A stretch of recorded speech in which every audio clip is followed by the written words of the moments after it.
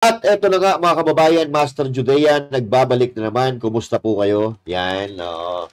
Maligayang araw ng Huwebes po sa inyong lahat. Ngayon ay July 3, 2025 at medyo maulan. Mag-ingat po kayo.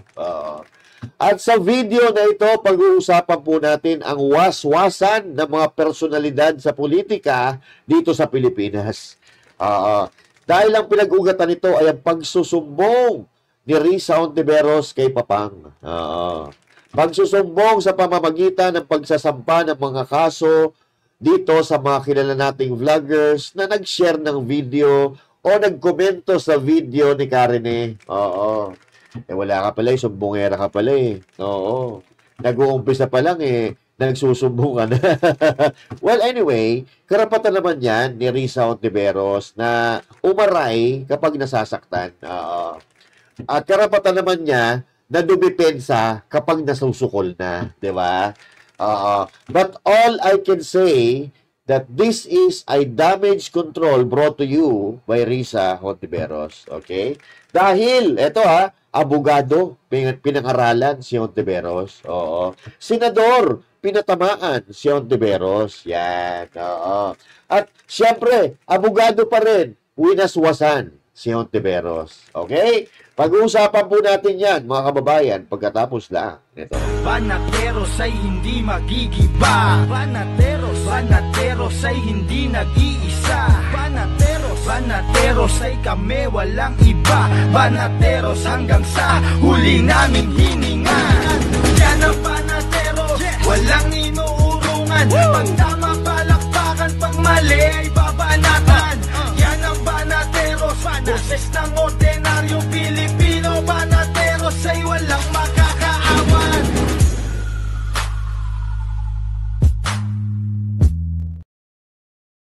At syempre, magandang araw Luzon, Visayas, Mindanao at sa mga kababayan nating OFW, mga immigrants sa iba't ibang panig ng mundo. Magandang araw po sa inyo lahat. Ako po si Master Judea at nagbabalik na naman dito sa panibagong video, panibagong content natin regarding sa politika at magbigayan tayo ng kuro-kuro regarding sa mga bagay-bagay na may kinalaman sa ating pang-araw-araw ng buhay dahil lahat naman ng ito ay inilukluk natin diyan sa kanilang mga pwesto at binabayaran ng gobyerno. Okay? Pinapalamon ng taong bayan. Okay?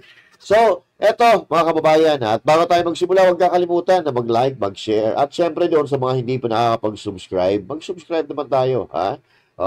Ugaliin na natin yan. Okay? Alright. So, umpisa na po natin mga kababayan. Mantakin mo na yung mga vloggers na nag-share lang ng video or nagkomento doon sa video, mga revelasyon ni alias Rene, sinampahan ng kaso ni Risa Hontiveros. Okay?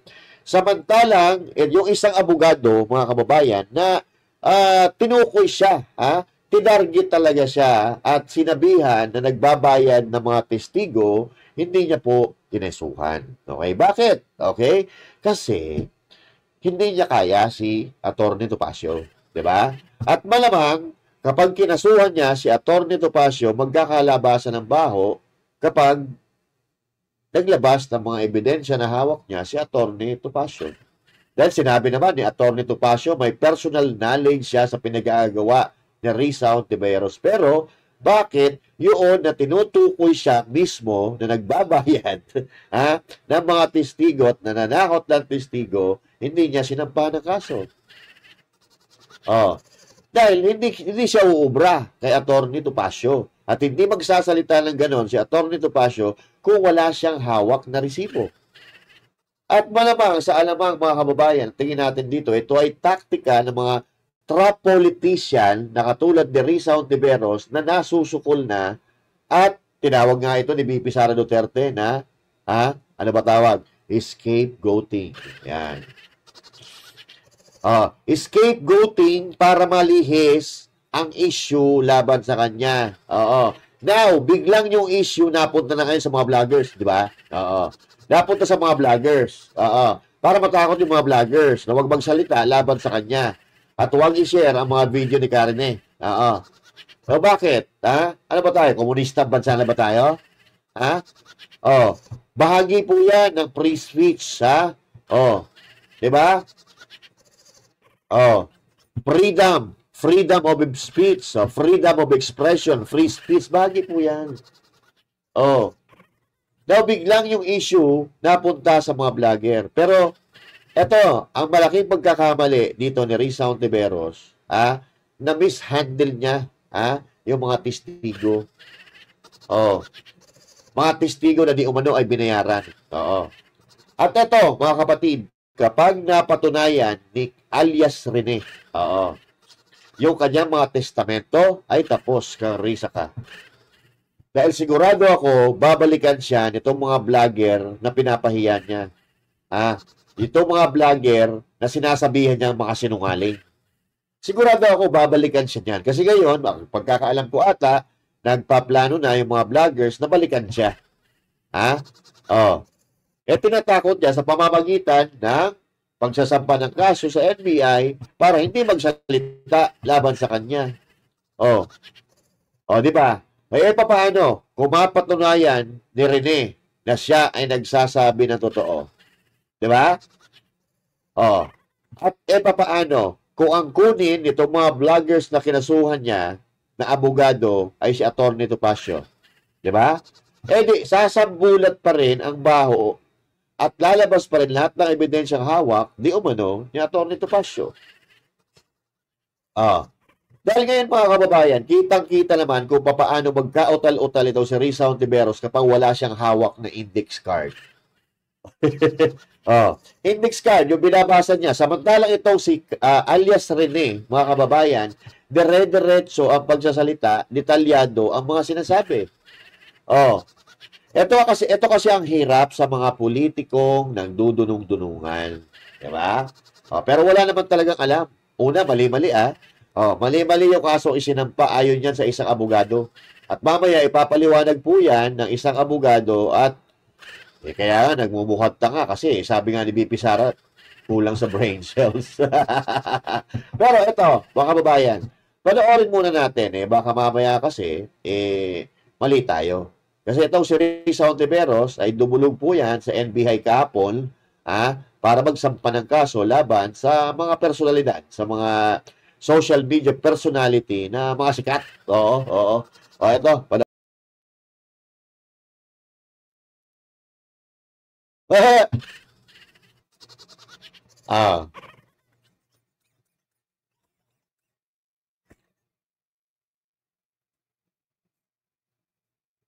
Nako.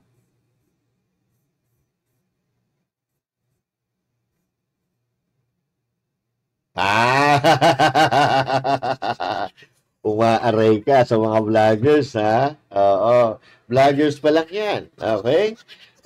Ang tanong, Risa Ontiveros, pinabindisyonan mo ba yung papel na yan sa pari mo na bago mo dinala dyan? Kasi yan ang mga yung mga style nyo yung mga bait-baitan, yung mga makadyos style, di ba? Yung mga maka-Pilipinong style, putang ina, hindi naman namin nakikita yan sa galaw ninyo. Di ba? Alak na to ko mukhang tanga At kung mapapansin nyo, mga kababayan, kapag pabor sa kanila, naniniwala sila, di ba? Pinipraise nila ang isang tao kapag nagsasalita pabor sa kanila, di ba? Pero kapag laban sa kanila, ang tawag nila sinungaling. Puro Ontiveros. Halatang halata. Halatang halata na ikaw ay isang Ontiveros talaga. Isang mapagpanggap na mabuting tao. Pakinggan mo itong sasabihin ko sa iyo, Risa Ontiveros. Ito, Risa, tanggalin muna natin yan. At ipakita muna natin itong sinabi ni Robin Padilla sa kanya. Wala namang iba pinapatamaan dito si Robin Padilla kundi siya. Diba? Ito. Sabi ni Robin Padilla, ni Senator Robin Padilla, kapag kayo nagrereklamo, pinakikinggan namin kayo dahil sabi nyo, freedom of expression at speech. Pero kapag kayo naman ang inirereklamo, tatakutin nyo ng kaso ang kalayaan ng iba. Pambihira talaga. Practice what you preach. Ano ibig sabihin? Iba yung sinasabi nila doon sa ikinikilos nila, doon sa ginagawa nila. Yun po ang ibig sabihin ni Senator Robin Padilla. Di ba? Tusok na tusok naman eh. Tama naman yung sinasabi ni Senator Robin Padilla. Kapag pabor sa kanila, naniniwala sila. Pero paglabag sa panlasa nila, kontra sila at tatakutin nila ng kaso. Ganyan ginagawa ng mga dilawan. Kiko Pangilinan, di ba? Nung binabanatan sila ng mga vloggers, lahat naman tayo may karapatan dito. Pero hindi po pwede na nasa inyo lang nakapanig ang katotohanan. Hindi po pwede na kayo lang lagi ang mag-claim na kayo ang nagsasabi ng totoo. Di ba? Dahil alam namin na ikaw sinungaling ka, sabi nga, nagbabayad ka lang ng testigo, di ba? Oo. Hindi na naman tayo nagsabi, abogado pa mismo ang nagsabi at meron siyang personal knowledge doon sa pinag-aagawa mo, Risa. Oo. Di ba? Ito ang tinatawag na double standard to the highest level, mga kababayan. Ito po yung mga ganitong mga politiko, ganitong mga personalidad ang hindi dapat humahawak ng pwesto sa gobyerno. Dahil bukod sa balat sibuyas, pumapanig sila sa kung saan sila makikinabang, kung saan may kapakinabangan ang opisina nila. Diba? Hindi dapat ganyan ang naglilingkod sa taong bayan. Dapat nandun ka sa middle. Dapat neutral ka. Hindi ka pumapanig doon sa papakinabangan mo o magdadala sa'yo sa pedestal na gusto mong marating. Hindi dapat ganun. Ang tawag sa inyo, mga trapolitiko, alam naman namin kung saan ang pinanggalingan mo, Risa Ontiveros.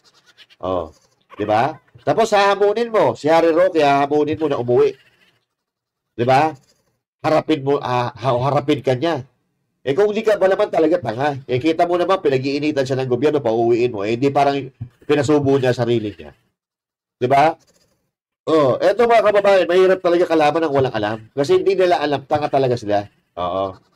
Di ba, Atty. Roque? Tanga si Ontiveros, di ba? Waswasan mo, Atty. Roque. Pakitang, waswasan mo si Ontiveros nang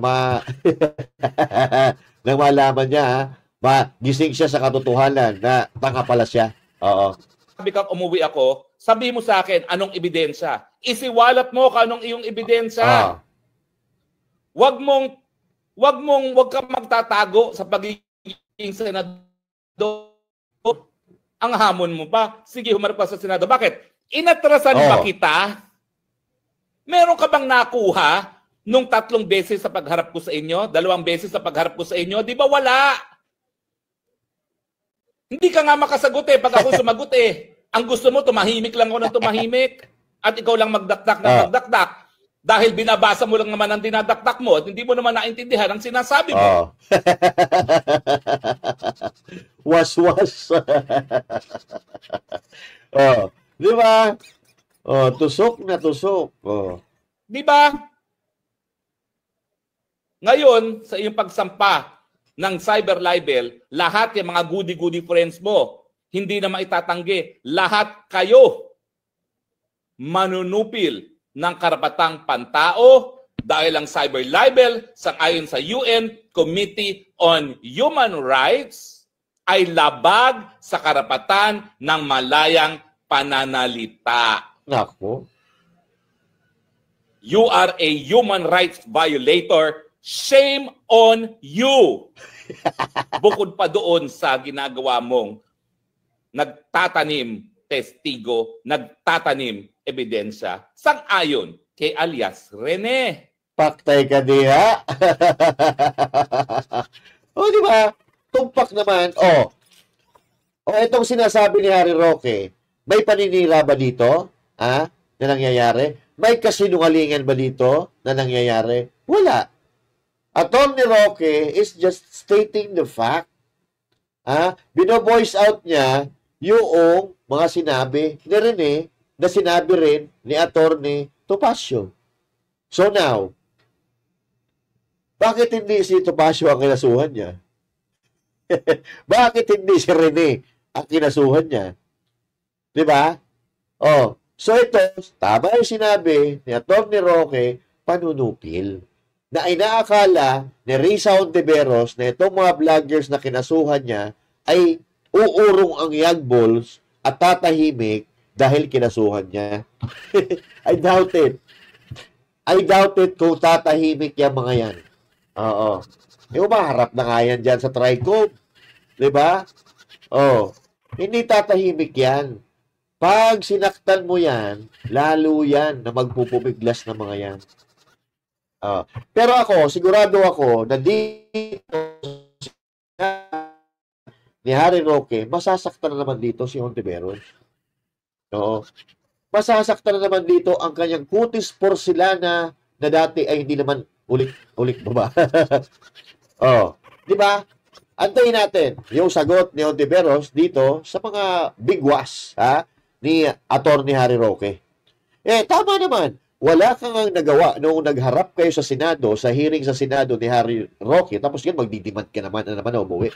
Sana noon pa lang na nagharap kayo ni Harry Roque, sinilo mo na siya. Oo. Pinakita mo yung mga ebidensya para hindi na siya nakalabas ng bansa, di ba?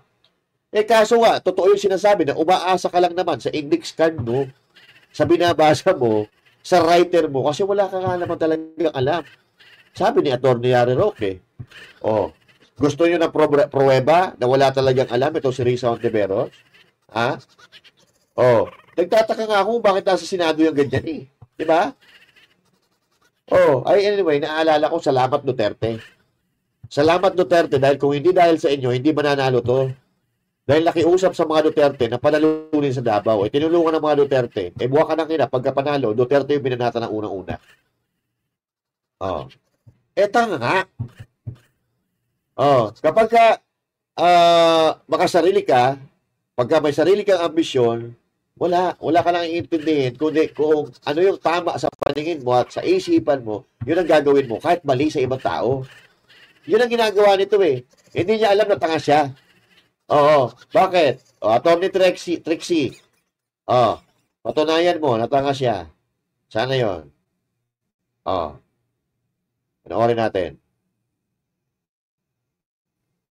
Yon, vlogger and former Press Secretary Trixie Cruz Angeles. Magandang gabi po sa inyo, Attorney Trixie. Magandang gabi din po sa inyo. First of all, Attorney, ano ho ang reaksyon ninyo dito sa cyber libel complaint ni Senador Risa laban sa inyo? Una, liwanagin natin, this is a complaint for investigation.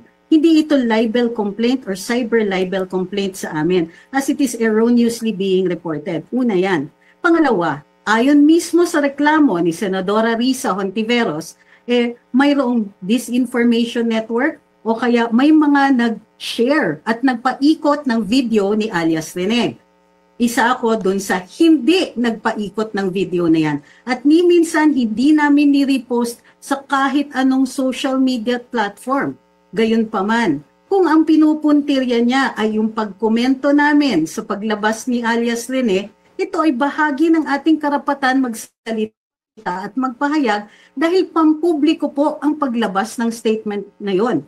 But in spite of that, pinost din namin ang kasagutan ni Senadora Risa at nag-post din kami tungkol sa kanyang press conference kung saan inilahad rin namin ang kanyang panig.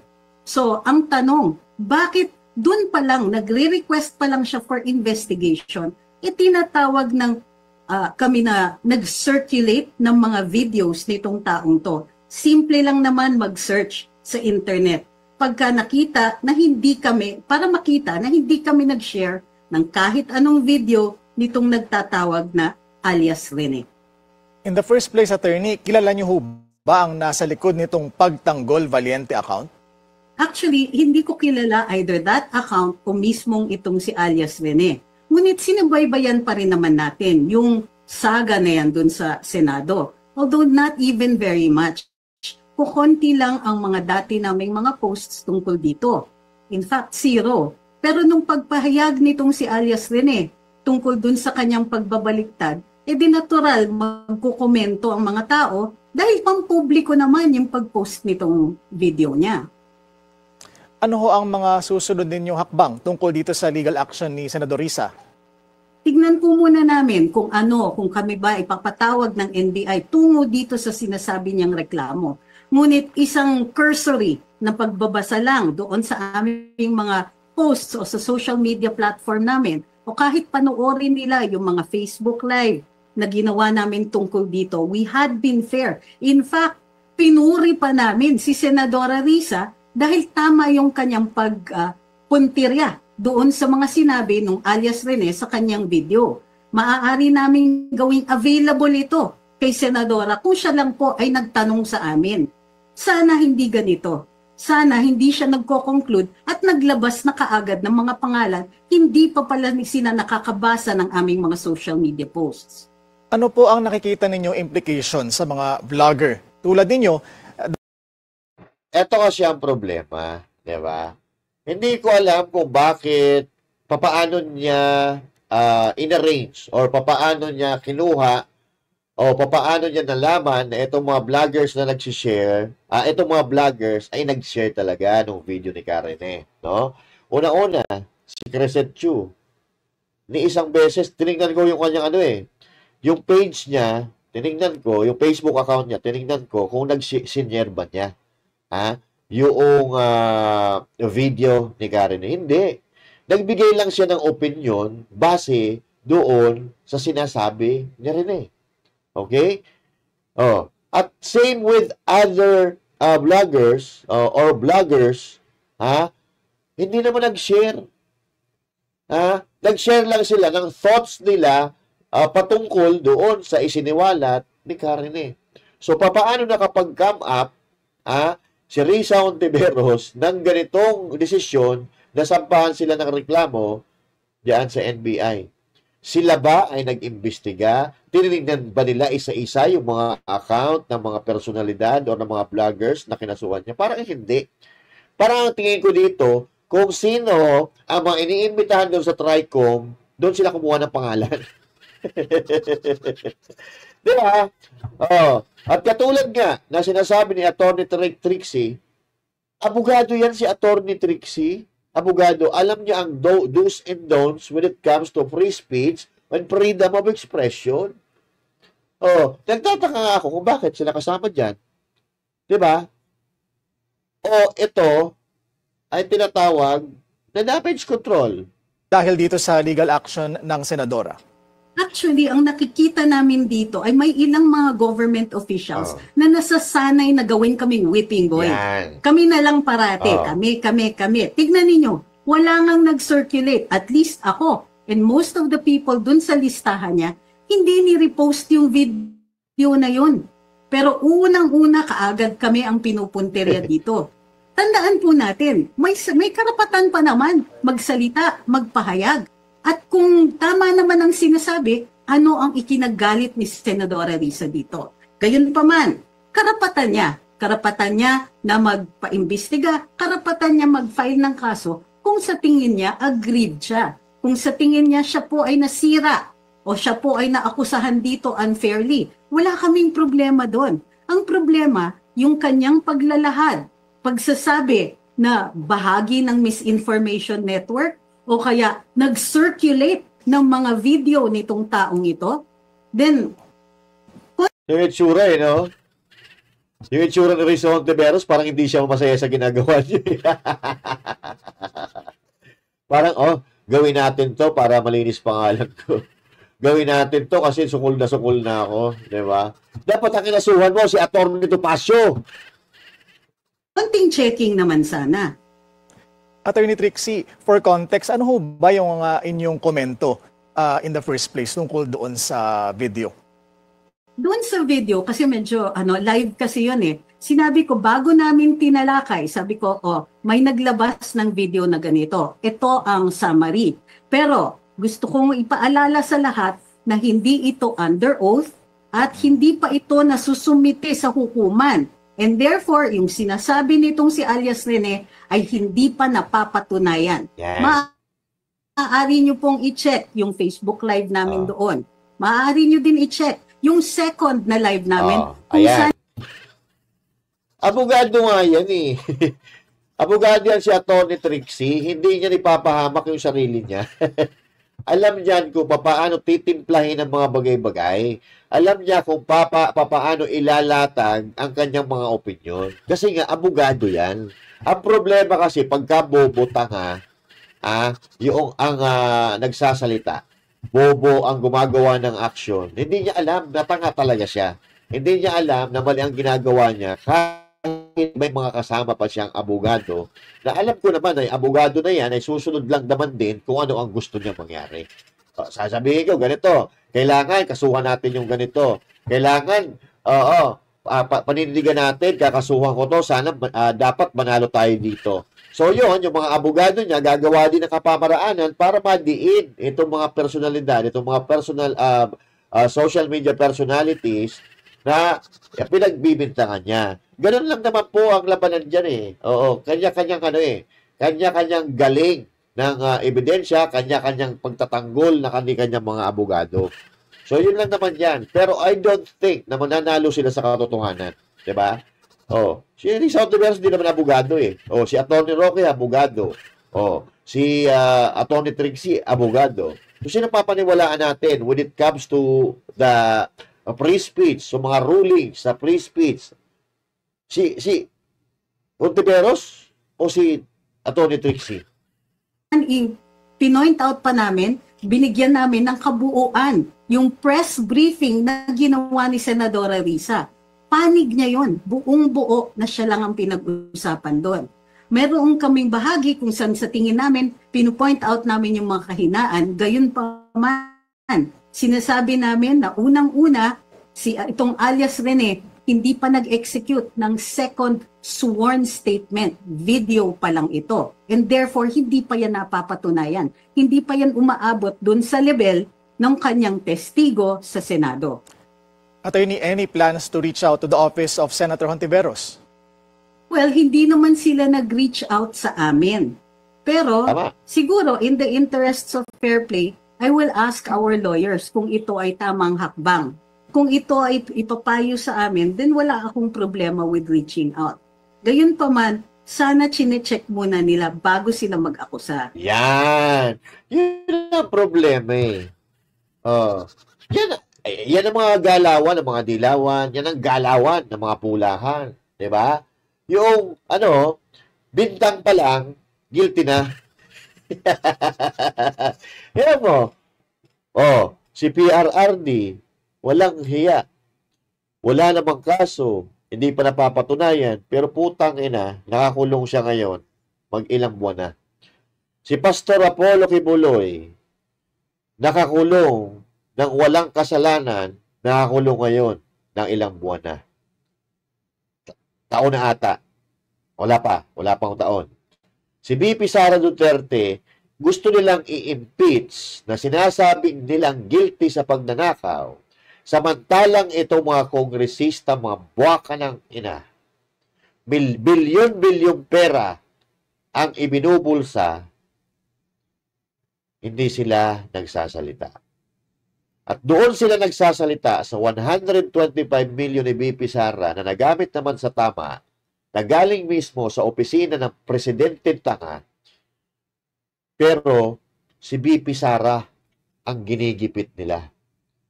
Billions compared to 125 million. So, hindi ba kataka-taka kung bakit yung BICAM hindi nila inimbestigahan? Yung BICAM, imbis na unahin dahil napaka-importanting bagay ang pagwawaldas, ang pag-imbestiga sa pagwawaldas ng pera ng kabanang bayan, pero parang hindi nila ina-actionan. We're talking about trillions of pesos government money. Pero nakafocus tayo sa impeachment dahil si BP Sara Duterte ay nagwaldas ng 125 billion na hindi pa napapatunayan. May problema tayo. May problema tayo sa sistema na ginagamit ng ating bansa ngayon. Malaki ang problema natin. Malaki ang problema natin dahil pumapanig ang gobyerno doon sa mga komunista at pumapanig ang gobyerno doon sa mga gumagawa ng labag sa batas sa alituntunin ng batas ng Pilipinas. Nakakatakot po yun. Tulad nito, wala naman dapat ireklamo sa mga tao, sa mga vloggers na ito, pero ayun, ura-urada pumunta sa NBI nang hindi inaalam kung ano talaga yung naging opinion ng isang vloggers na katulad ni Atty. Trixie na abogado na hindi ipapahamak ang kanyang sarili. So kung ganito ang kalakaran sa ating bansa, huwag tayong umasa na tayo ay makakawala doon sa sinasabi nating kahirapan dahil nagpo-focus sila doon sa mga pansarili nilang interes, yung magiging komportable sila at magiging maayos ang dadaanan nila patungo doon sa pinupuntirya nilang mga posisyon sa gobyerno para matupad ang wildest dream na gusto nilang magawa, hindi sa bayan, kundi sa kanilang mga sarili at sa pamamagitan ng kapangyarihan. Mga kababayan, kayo na po ang humusga, ikomento kung ano ang inyong saloobin dito sa ating topic ngayong araw na ito.